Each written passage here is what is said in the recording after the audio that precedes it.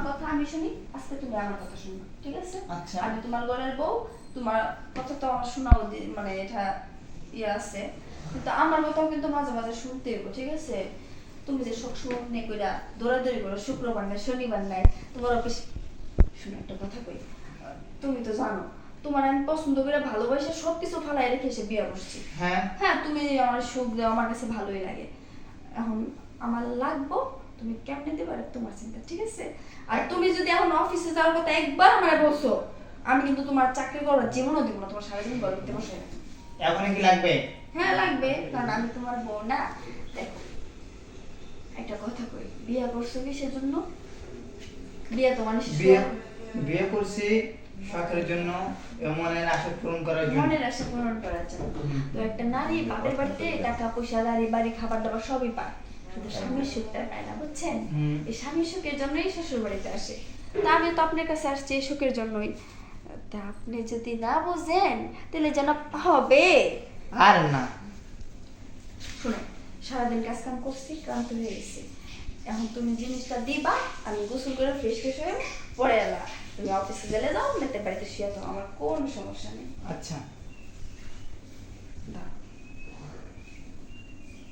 আমি বুঝি না মেয়েরা পর্দায় থাকবে, আর তুমি মাঝে মাঝে এমন ভাব ভঙ্গি করো যেন তুমি আমার চিনোই না, কিন্তু আমি যে তোমার বউ, তুমি কি মাঝে মাঝে ভুলে যাও? আর না, বলবো কেন আমি? তুমি আমার ঘরের বউ, আমি কেন বলবো? আমি সত্যি সত্যি আর মিথ্যা? আমার না মাঝে মাঝে সন্দেহ লাগে। সন্দেহ জিনিসটা খুব খারাপ হচ্ছে। আমি আমি তোমার সাথে কারো না, সত্যি বলতেছি। সত্যি বলতেছি। আমি এটাইছি যেন আমার সামনে আমি ছাড়া যেন কেউ না হয়, বুঝছেন? হ্যাঁ বুঝছি আমি।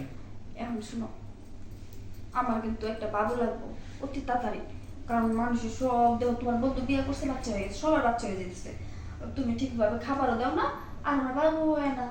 আমি তোমার অনেক ভাবতেছি এটা বাবা নেবো। সত্যি কথা? সত্যি কথা। তাহলে আজকে থেকে আমরা কোনো কিছু ব্যবহার করবো না, সোজা, হ্যাঁ সোজা। একদম সোজা। হুম। শুনো, তাহলে আর দেরি করতেছি কি লাগে, আমরা কি শুরু করে দিন?